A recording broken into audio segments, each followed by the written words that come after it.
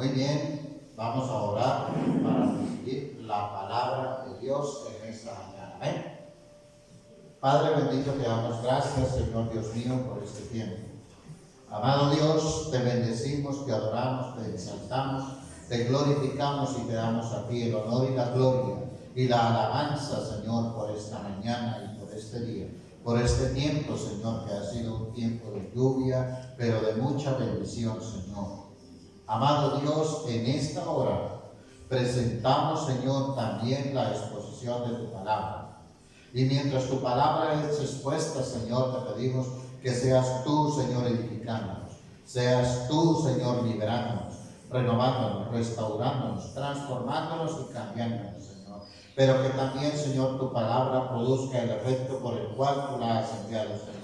Que sanes al que viene con dolores, con enfermedades, con problemas, Señor, físicos, pero también que sanes en el alma, Señor amado.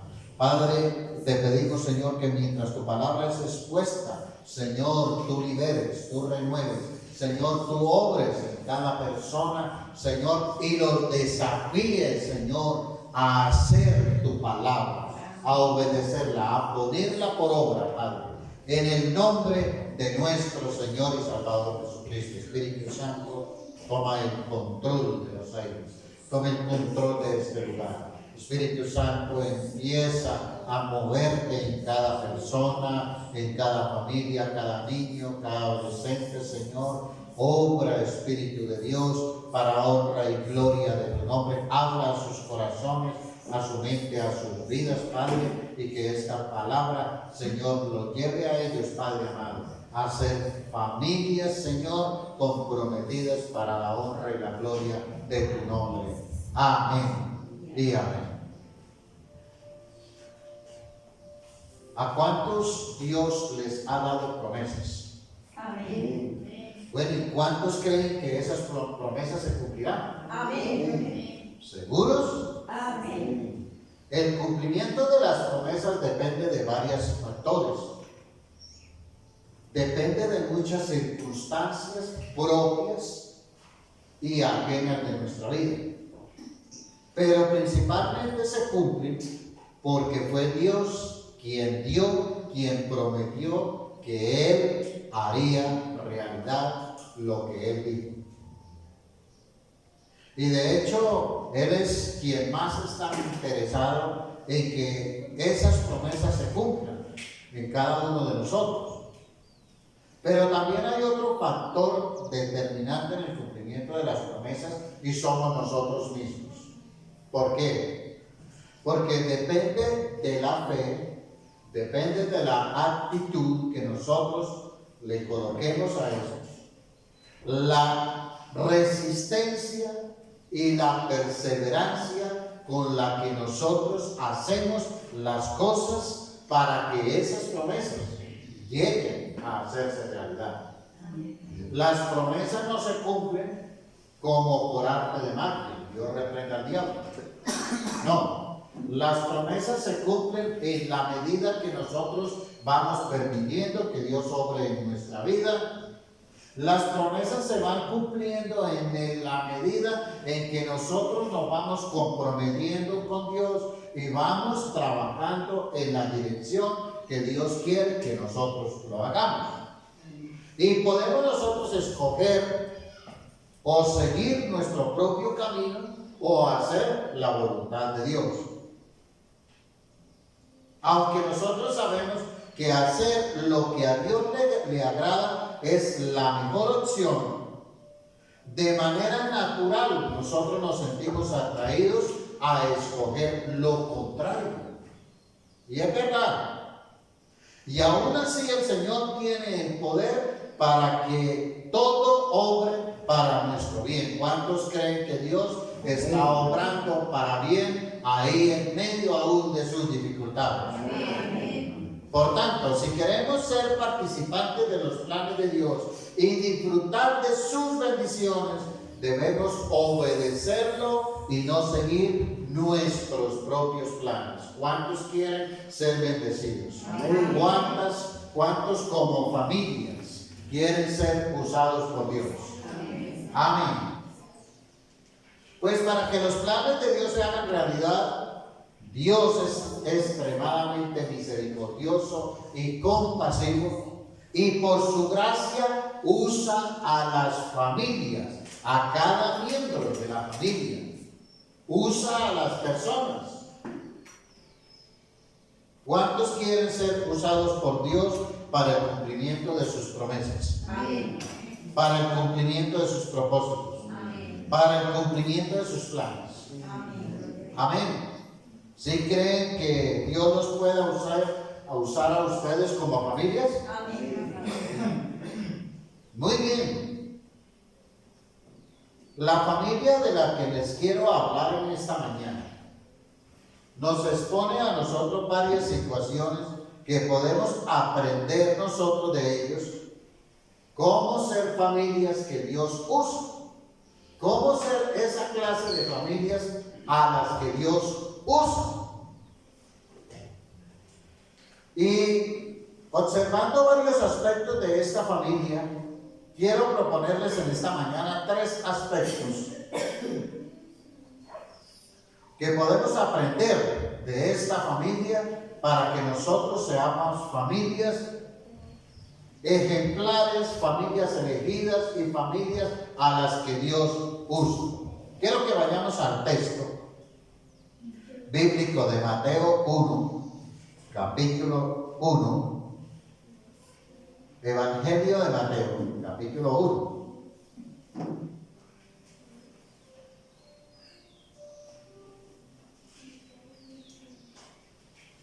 Y vamos a leer desde el versículo 18 al 25.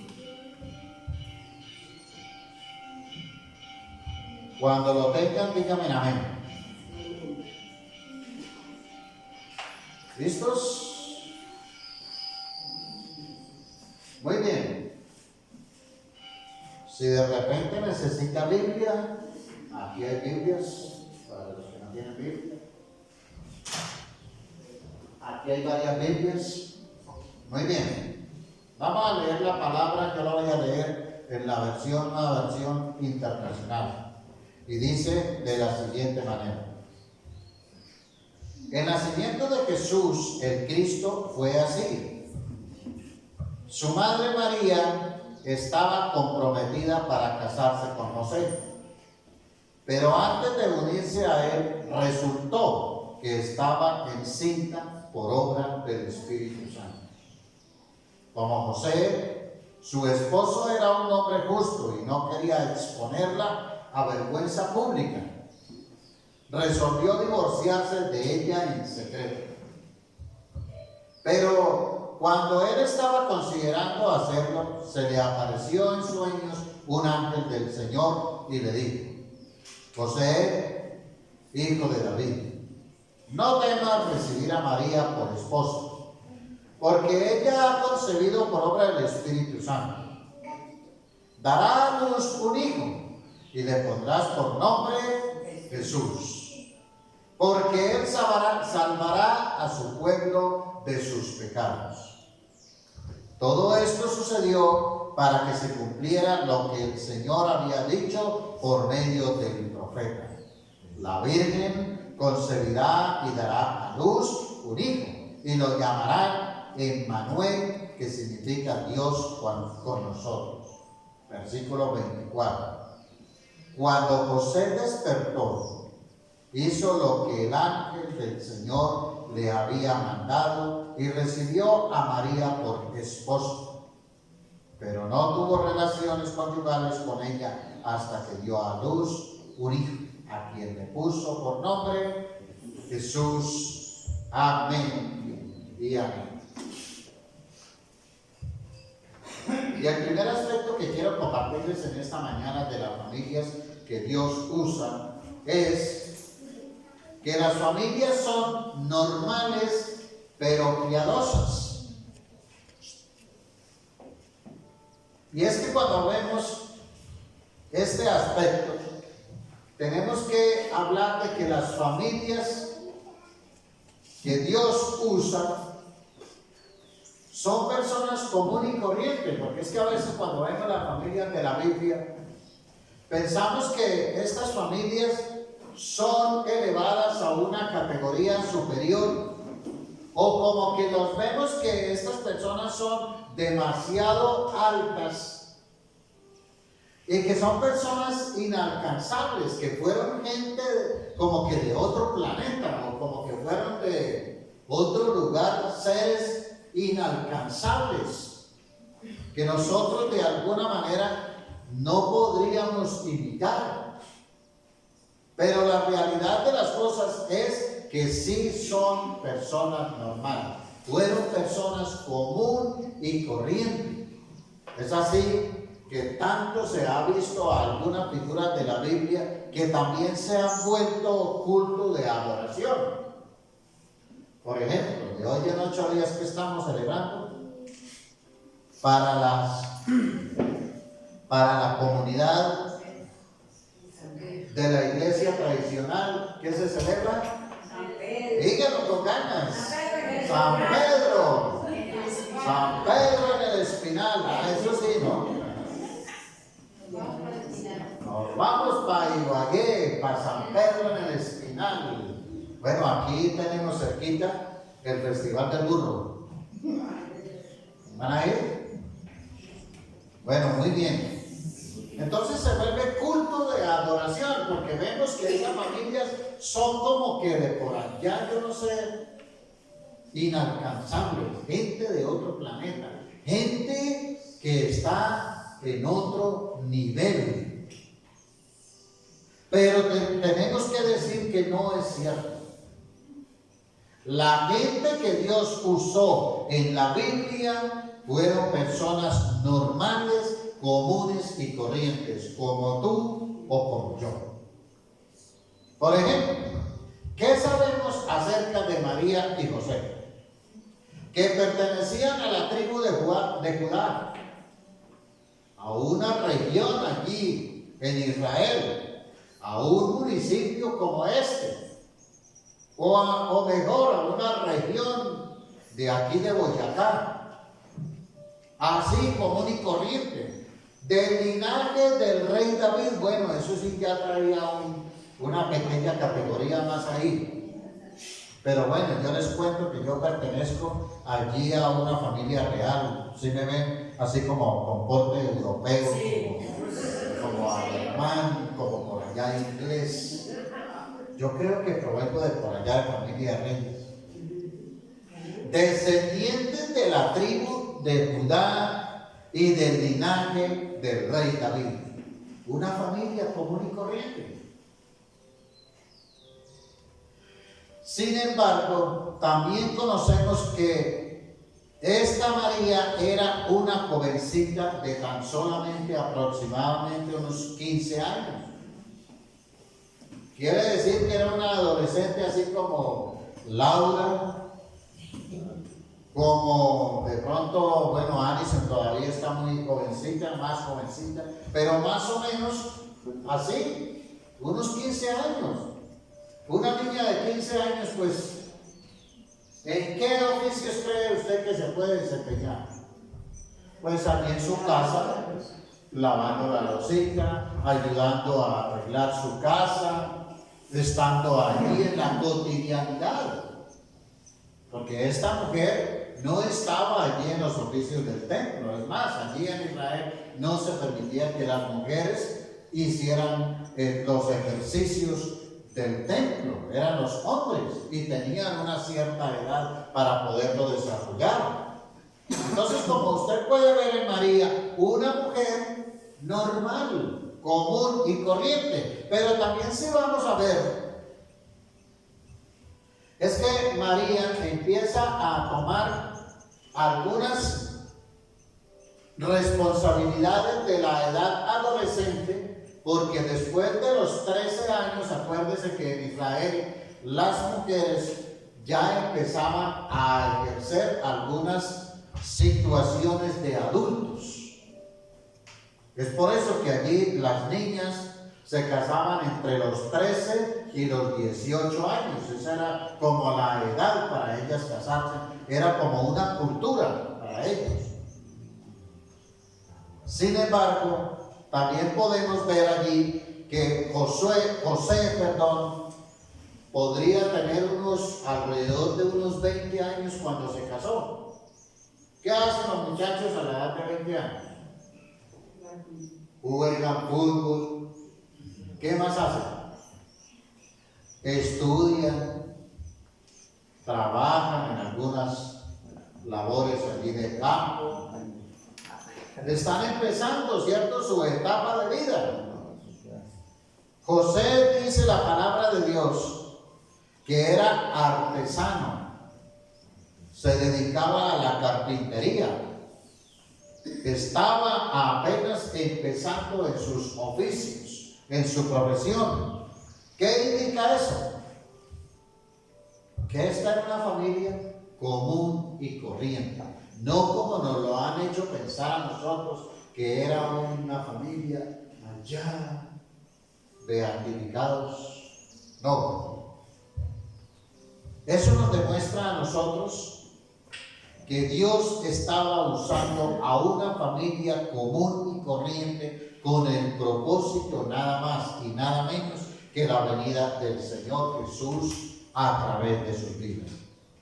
Sin embargo, lo que sí también podemos observar aquí de esta familia, es porque el texto no nos lo dice, no conocemos sus padres, no conocemos sus hermanos, no sabemos exactamente de qué familia era que ellos venían. El texto no nos presenta eso, no nos dice eso. Hay algunos biblistas que dan algunos análisis con respecto a eso, pero yo prefiero dejarlo aquí en el tema específico que nos habla la Biblia. Sin embargo, podemos analizar también y nos puede llamar la atención, y es que la Biblia muestra que esta familia sí tenía algo muy particular, y era que esta familia era justa o temerosa de Dios. Y quiero que analice el versículo 19 de Mateo para que usted pueda ver cómo era esta familia. Dice: como José su esposo era un hombre justo y no quería exponer la vergüenza pública, decidió divorciarse de ella en secreto. O sea que José era una persona que justa. Miren que José, en medio de todo, no quería exponerla, no quería que ella sufriera algún daño. Se consideraba una persona honesta, transparente, sincera, íntegra delante de Dios. Y por eso, cuando él se entera de que María está embarazada del Espíritu Santo, él pues obviamente reacciona frente a esa situación, pero por su categoría o por su cualidad mejor de un hombre temeroso de Dios, no le hace daño a María. Y por otro lado también, María, al leer usted el texto de Lucas, se da cuenta en el capítulo 1, se da cuenta que cuando viene el ángel Gabriel a darle la promesa, a hablarle acerca del nacimiento del niño Jesús, del niño que va a tener allí en su vientre, se da cuenta también que el texto nos habla de que María también era una mujer piadosa, era una mujer justa. Así que las familias que Dios elige para sus propósitos tienen algo especial, y es que son normales pero temerosas de Dios, son creyentes. Por eso no se preocupe, porque pues de pronto a lo mejor usted estará pensando que usted y su familia no podrían calificar para ser usados por Dios, de alguna manera, por no pertenecer a la aristocracia o por no pertenecer a los adinerados, a los intelectuales o al estrato social, porque es que eso a veces es lo que nosotros pensamos. Como no tengo plata o no tengo carro o no tengo una finca, yo no voy a poder ser usado por Dios. O a veces pensamos que porque no tenemos un cierto nivel académico o no una profesión, o porque no estamos en un lugar de privilegio dentro de la ciudad, porque no vivimos de pronto en el estrato, entonces no vamos a poder ser usados por Dios. No. La Biblia nos enseña y Dios enseña que las familias que Dios usa son personas común y corriente, normales, y Dios dice que Él no pertenece a los estratos, no pertenece a la exclusividad, porque quien quiere ser usado por Dios, lo que debe hacer es ser gente común y corriente, gente normal con principios y valores, temerosos de Dios, cristianos justos y piadosos para la gloria de Dios. Amén. Y es curioso, porque en los evangelios nos damos cuenta de los inicios de la vida de José y de la vida de María. Y nos damos cuenta hasta cierta edad de ellos, algunas cosas que ellos hicieron, pero en la escena de los evangelios desaparecen. Porque no tenemos datos, por ejemplo, a qué edad murió José, en dónde lo sepultaron. Tampoco tenemos datos de María, a qué edad murió. Algunos biblistas dicen que murió en Éfeso y allí fue sepultada. Pero realmente no se sabe nada de ellos. ¿Por qué? Porque es que en el Evangelio el protagonista principal es el Señor Jesucristo y su obra de la salvación y de la cruz para honra y gloria de su nombre. En la historia de la Biblia, el centro es Cristo y la salvación, y a Él sea el honor y la gloria y la adoración. Amén. El problema es que pensamos,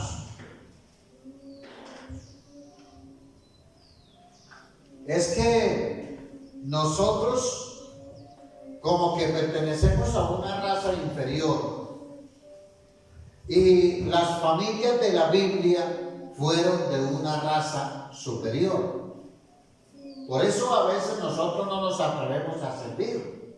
Por eso a veces nosotros nos sentimos como en cierta manera como menos. Porque pensamos que nosotros no tenemos las cualidades. O pensamos que es para gente fuera de sí, para gente de otro nivel. Dios no se equivoca, es a usted, a su cónyuge, a sus hijos, es a su familia, es a sus hijos a quien Dios quiere usar, porque para eso es que te ha traído a esta tierra, para que forme una familia y junto con ellos lo adoren, lo sigan y lo sirvan. Amén. ¿Y por qué decimos esto? ¿Por qué hablamos en este punto tanto de eso? Porque es que pensamos que solamente Dios usa a gente prestigiosa, importante, famosa o adinerada. Lo que podemos ver es que Dios usa a familias normales, no perfectas, pero que son familias temerosas de Dios, así como tú o como yo. Familias que obedecen a los mandamientos de Dios, familias que adoran a Jesucristo, familias que le honran con sus vidas. ¿Su familia es perfecta? No, la mía tampoco. Les tengo esa buena noticia. Mi familia tampoco es perfecta. Mi familia también es imperfecta.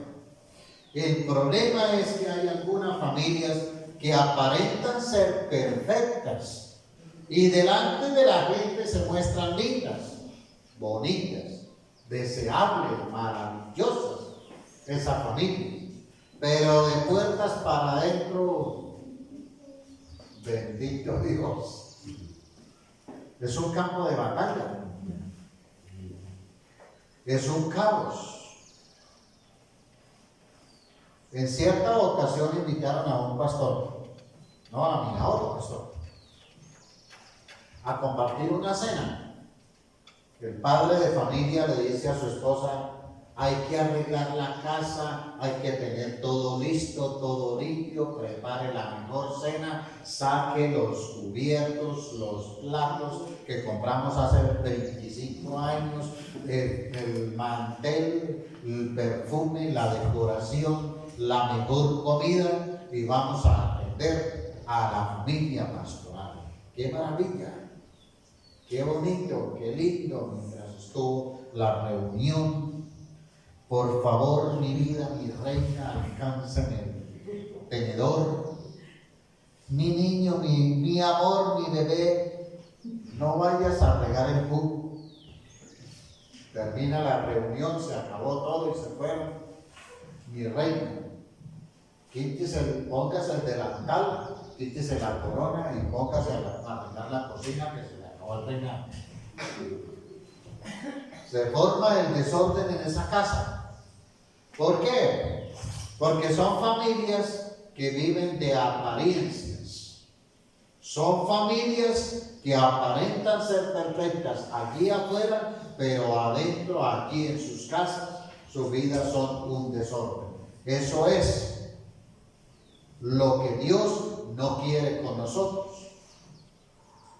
Lo que Dios quiere es que nosotros seamos personas normales, que tengamos nuestra cotidianidad, que trabajemos, que hagamos cosas, que seamos creativos, que vayamos, que nosotros hagamos negocios, tengamos emprendimientos, pero que a través de eso también nosotros podamos demostrar a la gente que nos ve que somos personas diferentes, familias diferentes, que le servimos a Dios. Y una manera de demostrar el temor a Dios, una manera de demostrar a Dios que lo amamos, es que a través de lo que nosotros hacemos podamos glorificar su nombre. Que nosotros seamos honestos, que nosotros seamos íntegros, seamos transparentes en nuestra manera de hablar, tengamos buen trato con la gente, que nosotros con la gente con la que tenemos a diario relacionamiento, nosotros podamos demostrar el Dios al cual nosotros le servimos. Amén. Amén. Por eso dígale al que está ahí a su lado: las familias que Dios usa son familias normales pero piadosas. Dígale, ayúdenme a predicar en esta mañana. Segundo, las familias que Dios usa tienen problemas pero los resuelven, los enfrentan. Y cuando vemos a las familias de la Biblia, nos parece que como que esta gente no tuvo problemas. Porque es que a veces nosotros leemos el texto de manera muy rápida o no le ponemos atención en varios aspectos importantes de ellos y pensamos que estas familias nunca tuvieron un problema, que todo fue bonito, que todo fue color de rosa. Pero lo que nosotros podemos ver es todo lo contrario. Estas familias eran normales, piadosas, que creían en Dios, pero que al igual que nosotros también tenían problemas. Por ejemplo, la familia del Señor Jesucristo, María y José. De hecho, el solo pensar que el niño nacería del Espíritu Santo, eso generó un conflicto familiar. Vean lo que dice Mateo, capítulo 1, versículo 18 al 20. Ahí en el mismo versículo. ¿Qué dice? Del 18 al 20. El nacimiento de Jesús, el Cristo, fue así. Su madre María estaba comprometida para casarse con José. Ya estaba comprometida. En Israel no se acostumbraban los noviazgos como en el mundo occidental, lo que hoy día nosotros tenemos. Que primero se conocen, se van de luna de miel, se van y disfrutan de de la luna y de la miel. Van y disfrutan de la miel. No. Se conocen y cuando ya piensan casarse, pues ya les toca irse a labrar a la luna porque ya no hay miel. Pero allí en Israel se acostumbraba a que las mujeres solamente tenían vista con el novio por lo menos 1 o 2 veces. Y eso era todo. No era como ahora que en las calles, en las esquinas, eso parece que el uno se va a comer al otro, ahí en ese intercambio. No, eso no sucedía. Era un respeto y había un compromiso serio de parte de las dos familias. Las dos familias estaban obligadas a ayudar a cuidar a esos dos, a esa parejita hasta que llegaran al día de la boda. Y los dos novios estaban seriamente comprometidos en que ellos nunca ni se iban a tocar, ni se iban a tener relaciones sexuales hasta que no era el día de la boda. Así tal cual era como funcionaba eso. Una pareja cuando se encontraba, se veían, se comprometían, era porque de manera definitiva ya ellos iban a constituir un matrimonio. El propósito no era vamos a probar a ver si de pronto funciona, como algunas parejas hoy en día. Nos vamos a vivir y si de pronto funciona, pues nos casemos. Y si no, pues cada uno, calabaza a calabaza, cada uno para su casa. No, allí no funcionaba así de esa manera. Se veían y había un compromiso económico. El novio debía llevar una cierta cantidad económica representada en oro, en plata, en camellos, en vacas, en bueyes, en asnos, en cabras, y eso certificaba que ese novio sí era serio y se iba a comprometer y estaba comprometido y se iba a casar de verdad con esa muchachita. Pues imagínense ustedes que ya con todo ese compromiso, de repente va y resulta embarazada María y del Espíritu Santo. Seamos sinceros, hombres. Si aquí su esposa le resulta embarazada y usted sabe que no tuvo relaciones con ella, usted que dice, su esposa le dice, no, Luis, estoy embarazada. ¿Cómo así? Y del Espíritu Santo. ¿Usted cree eso, hermano? Bueno, ¿cómo no? ¿Cómo no? Del Espíritu Santo. Ahí se armó un problema, un conflicto familiar. Léalo usted mismo. Estaba comprometida para casarse con José. Pero antes de unirse a él, resultó que estaba encinta o embarazada por obra del Espíritu Santo. Como José, su esposa era un hombre justo y no quería exponerla a vergüenza pública, resolvió que divorciarse, dice el texto en la versión en la versión Nueva Versión Internacional. En otras versiones dice, decidió romper el compromiso. En otras versiones dice, decidió abandonarla, dejarla. ¿Qué le generó a esta familia ese asunto de la venida del Señor Jesús, el embarazo? Un problema. O sea, ¿qué quiere decir? ¿Que esta familia era extraterrestre? ¿Era de otro planeta? ¿Una familia qué? Normal. Se les empezaron a armar problemas a ellos. Es más, él estaba considerando ya hacerlo O sea, como quien dice, yo mejor de aquí me desaparezco. Me vuelo, me voy. Ya no quiero nada con esa María por haberme traicionado. Póngase usted a pensar y analice y usemos la imaginación.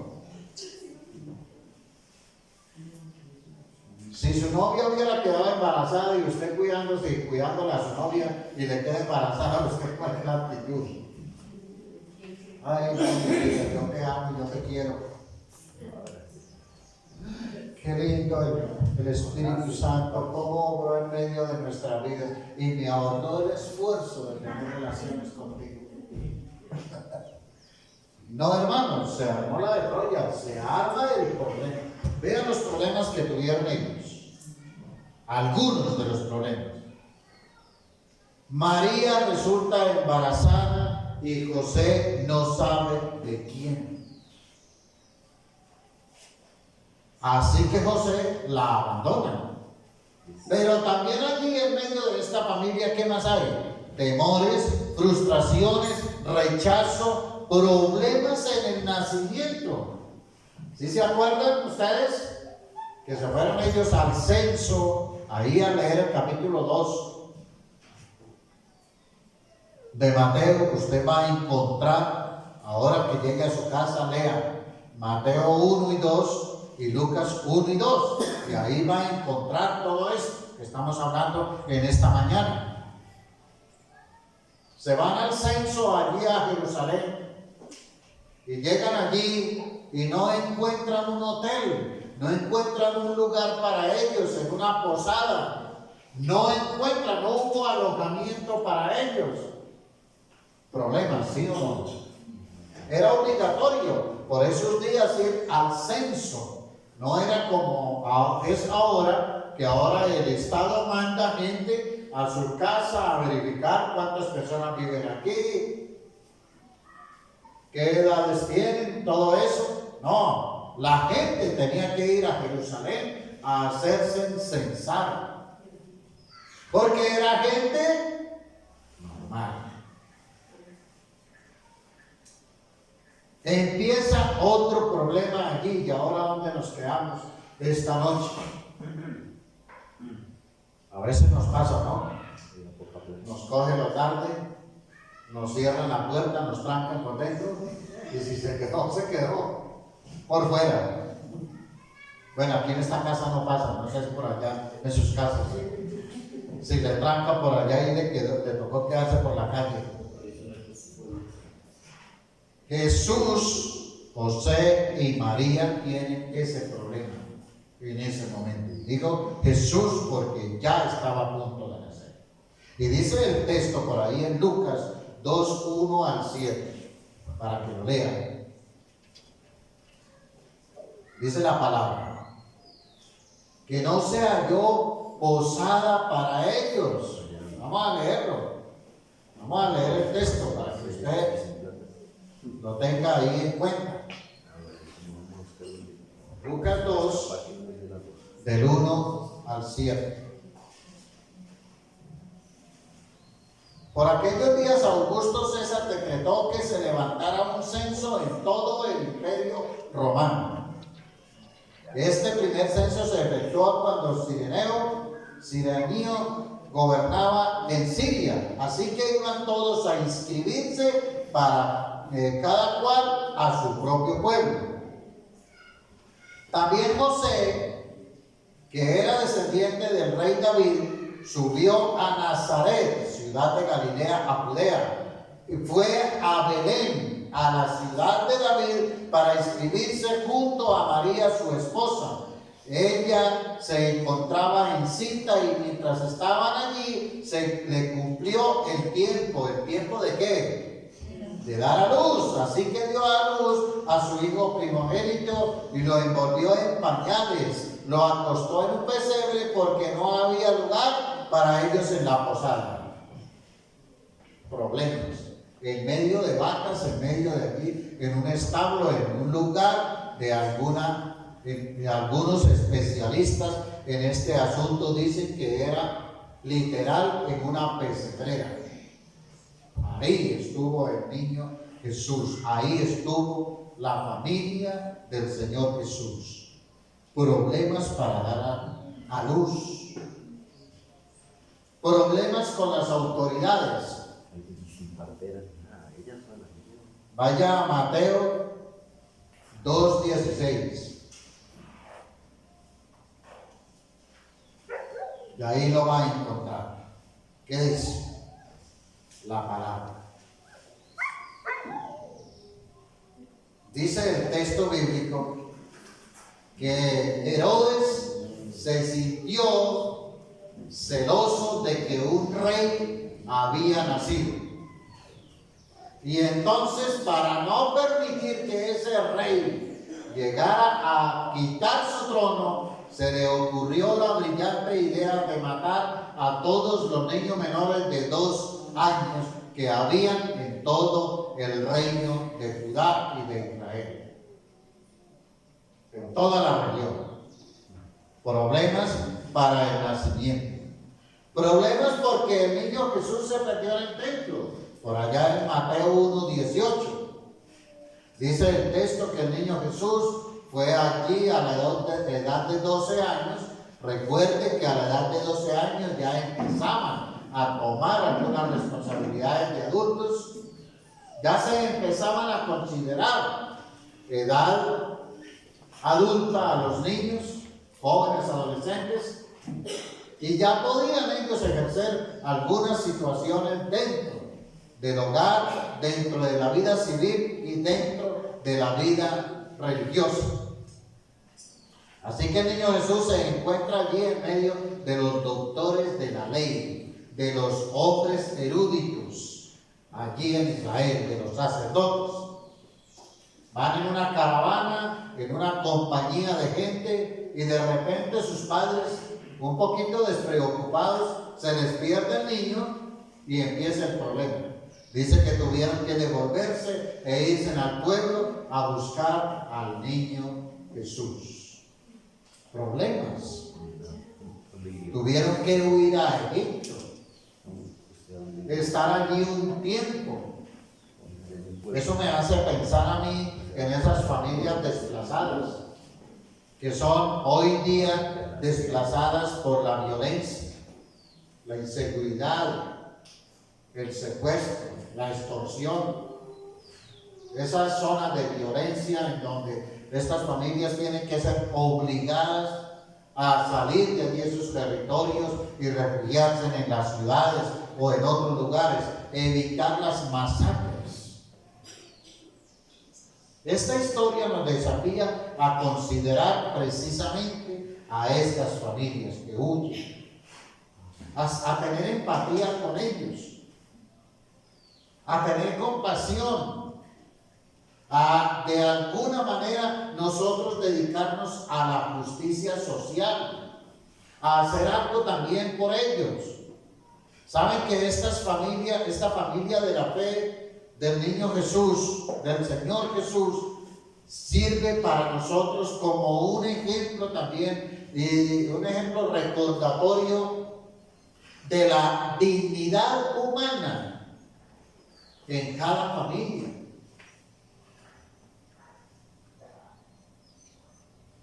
Y Dios está hablando aquí en esta mañana a alguien. Y no sé usted cuántos problemas tenga. No sé por qué luchas familiares esté pasando. De repente con su esposa, con su esposo, con sus hijos, con su cónyuge, o a lo mejor con sus hermanos, con sus padres. Pero quiero darte una palabra de parte de Dios en esta hora. Déjame decirte, es que Dios está buscando familias normales, que le crean, familias que a pesar de los problemas le sirvan, familias que se metan en problemas, todo por la causa de Cristo y del Evangelio. Sí, cuando estoy hablando de familias que se metan en problemas, es que Cristo anda buscando gente que se metan en problemas por causa de su nombre. ¿Saben por qué? Porque servir a Dios y al Evangelio nos van a generar a nosotros problemas. El verdadero servidor sabe que en algún momento va a tener conflictos. En algún momento va a ser atacado, va a ser perseguido, va a ser murmurado, criticado, calumniado. Pero aunque esto suceda, Dios lo ayuda y puede resolver toda clase de conflictos. Amén, gloria a Dios. La pregunta aquí es, ¿cómo enfrenta usted sus problemas familiares?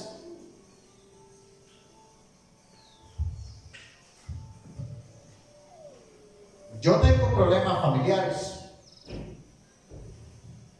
¿Usted tiene problemas familiares? ¿Seguro? Yo pensé que era el único que tenía problemas. Bueno, pero me alegra con usted de que usted también tiene problemas familiares. Cuando no es por los niños, es por la plata, es por la economía, es por la profesión, es por el carro, es por la casa, es por la suegra, es por el tío, es por el primo, pero alguna cosa pasa. Y les tengo una buena noticia. No es solamente usted el que tiene problemas. Son todas las familias a nivel mundial. Y como dijera un sabio pensador colombiano e internacional, todas las familias en el mundo tienen conflictos, tienen problemas, pero el asunto de aquí es cómo lo resolvemos nosotros. Porque es que esta familia de la fe nos inspira y nos lleva a hacer algo para resolver conflictos. La gran mayoría de gente resuelve sus problemas con enojo, a los golpes, las groserías, los gritos, los insultos, las peleas. ¿Tú cómo lo resuelves? Esta familia de la fe lo resolvió tomados de la mano de Dios. Ahí mismo, en el mismo texto bíblico de Mateo, capítulo 1, nos damos cuenta cómo ellos lo resolvieron. Vean en el versículo 20. A José se le apareció en sueños un ángel del Señor y le dijo: José, hijo de David, no temas recibir a María por su esposa, porque ella ha concebido por obra del Espíritu Santo. Porque era un hombre justo, era un hombre piadoso. Lo resolvió tomado de la mano de Dios. Y eso es lo que nosotros tenemos que hacer para resolver nuestros conflictos familiares. Debemos hacerlo tomados de la mano de Dios. ¿Cómo lo hacemos? Orando, hablando, perdonándonos, restaurándonos como familia. Esas son las familias que Dios usa. Y si usted quiere que Dios lo use a usted y como familia, pues la manera es resolver todos nuestros problemas, todos nuestros conflictos, y que la gente del mundo, la gente que no conoce a Dios, vea que nosotros tenemos un Dios que es poderoso para resolver nuestros conflictos y nuestros problemas. Por eso la palabra de Dios dice que todas las cosas también nos ayudan a bien, y esto es conforme a los que aman a Dios. Así de que anímese en esta mañana y dígale al que está a su lado: las familias que Dios usa resuelven sus problemas tomados de la mano de Dios. Y tercero, tenemos otro aspecto que aprender, este último aspecto de esta familia de la fe, la familia del Señor Jesús. Las familias que Dios usa se rinden a los planes de Dios, a los planes divinos. Todos tenemos proyectos, ¿o no? No, muy poquitos. Todos tenemos anhelos. Todos tenemos sueños. Bueno, aquí hay algunos que tienen más sueños que otros. Todos tenemos deseos y anhelos de nuestro corazón que queremos que Dios nos cumpla. ¿O no?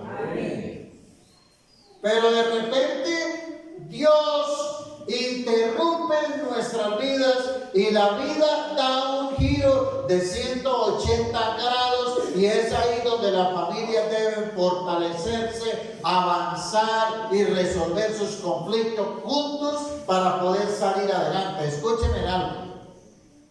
Las palabras sinceras de María, cuando leemos la Biblia ahí en Lucas capítulo 1 versículo 46 al 55, demuestran ellos lo mucho que ellos amaban a Dios.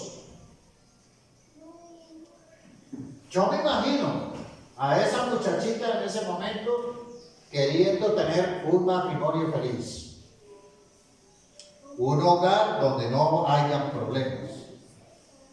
Ese esposo ilusionándose con esa jovencita en tener hijos, tener una linda casa, tener un buen burro, tener una buena cantidad de vacas, tener allí una buena carpintería, ser el carpintero más famoso de la ciudad. Sueños, anhelos, planes. Yo no sé usted qué sueños tenga, qué planes tenga para su vida. Pero José y María reaccionan a la guía del Señor que ellos amaban y deseaban agradarlo a Él. Cuando José despertó, dice el texto, ahí mismo, en el versículo 24, cuando José se despertó, hizo lo que el ángel del Señor le había mandado y recibió a María por su esposa.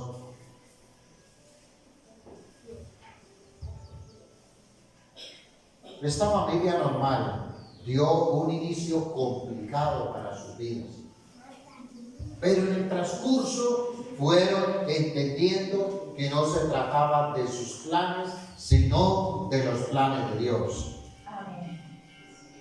Y es que el nacimiento del niño Jesús, del Señor Jesús, se ve envuelto en varias situaciones: en el rechazo, en el abandono, en el señalamiento, en el dolor, en lágrimas, en tragedia, en circunstancias que no fueron las condiciones humanas que cualquier familia hubiera deseado que fueran.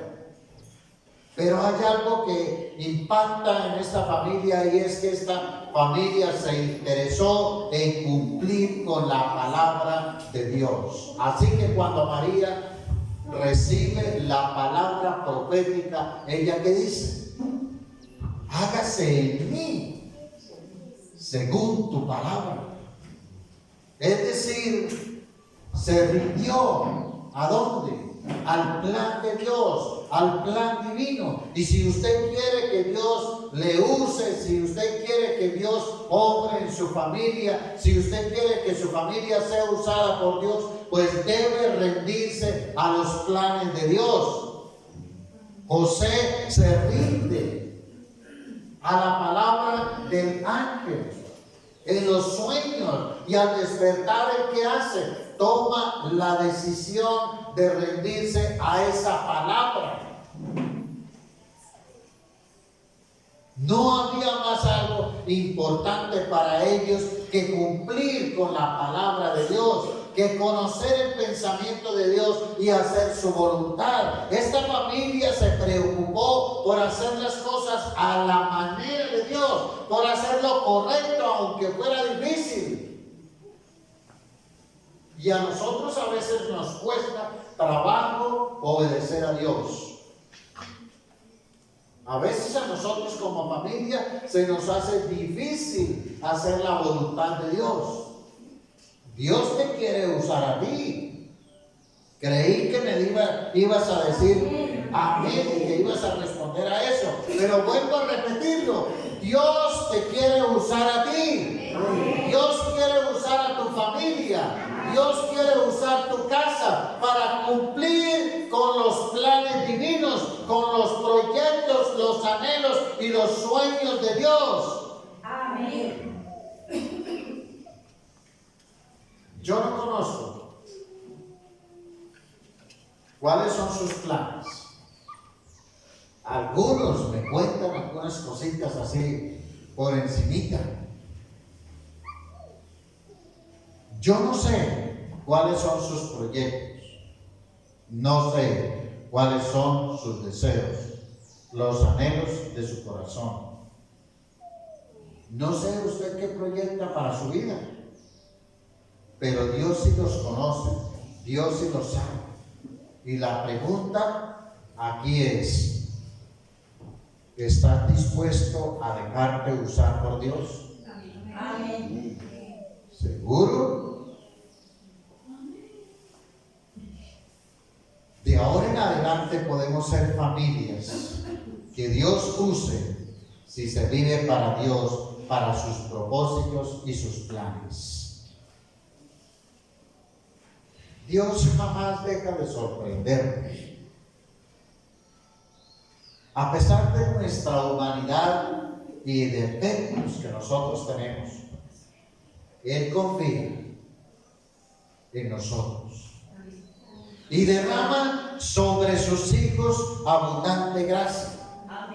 Y si alguna vez has sentido temor al compartir el Evangelio, al dejarte usar por Dios, al permitir que Dios obre en tu vida, déjame decirte en esta mañana que las familias de la fe de la Biblia que decidieron rendirse a los planes de Dios fueron bendecidas, fueron prosperadas, fueron multiplicadas y lograron cumplir con los propósitos de Dios, y hoy están aquí escritas en la Biblia como un recordatorio de que esas familias no eran familias venidas de otro planeta, sino que eran familias normales, comunes y corrientes como nosotros, familias que estuvieron dispuestas a cumplir con la obra de Dios y que hoy día para nosotros nos inspiran para que nosotros también hagamos la obra de Dios,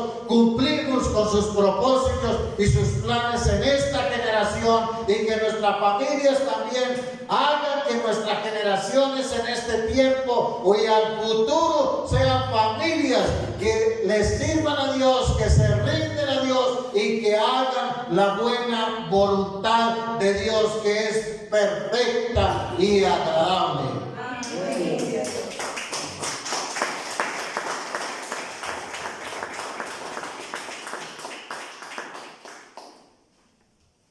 Si alguna vez has sentido temor, miedo, inseguridad para rendirte a Dios y cumplir sus propósitos, recuerda confiar en el Señor.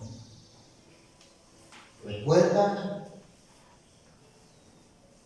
que Dios está de tu lado, que Dios te quiere ayudar, que si te rindes a Él, que si oras a Él, que si clamas a Él, que si dejas que el Espíritu Santo te guíe, entonces podrás cumplir y hacer parte del plan divino de Dios que cambió, que cambia y que cambiará la historia del mundo. Amén. Quiero dejarles en esta mañana con esta frase de cierre para terminar. Jesús está buscando familias imperfectas para cambiar a las familias del planeta. Hay aquí una persona perfecta. Hay aquí una familia perfecta. Todas las familias sobre la faz de la tierra son imperfectas. La iglesia es una familia imperfecta. Este es el lugar perfecto para gente imperfecta como tú o como yo, pero que estamos en procesos,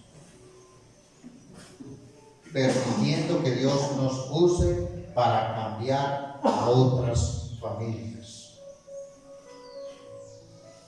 Tu familia es la familia perfecta que Dios quiere usar. Dios no se ha equivocado. Y Dios te quiere usar a ti, con el vecino, con la vecina, con los amigos, con los compañeros de trabajo. Dios quiere que a través tuyo haya salvación para otros. Dios quiere a través tuyo alcanzar a otros que no conocen de Jesús. Dios quiere usarte en el plan de salvación, en el plan de transformación y cambio de otras personas. ¿Hay alguien aquí que esté pasando por problemas? Todos tenemos problemas, todos, sin excepción. Cuando no es por los compañeros de trabajo, es en la casa; cuando no es en la casa, es en la calle; cuando no es en la calle, es a veces nosotros mismos, nuestros propios conflictos personales. Dios tiene para ti un plan. Dice la palabra en Jeremías capítulo 29, versículo 11. Porque yo sé los pensamientos que tengo acerca de vosotros, que son pensamientos de bien y no de mal, para darles a ustedes un futuro y una esperanza.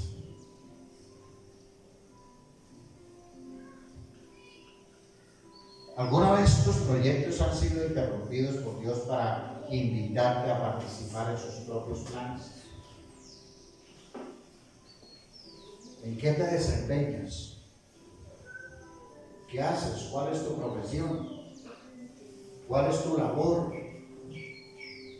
Dios te está interrumpiendo hoy y te está diciendo: hey, te estoy llamando para que me sirvas. Te estoy llamando para que hagas algo a este mundo. Quiero que coloques tus pies y vamos a orar en esta mañana.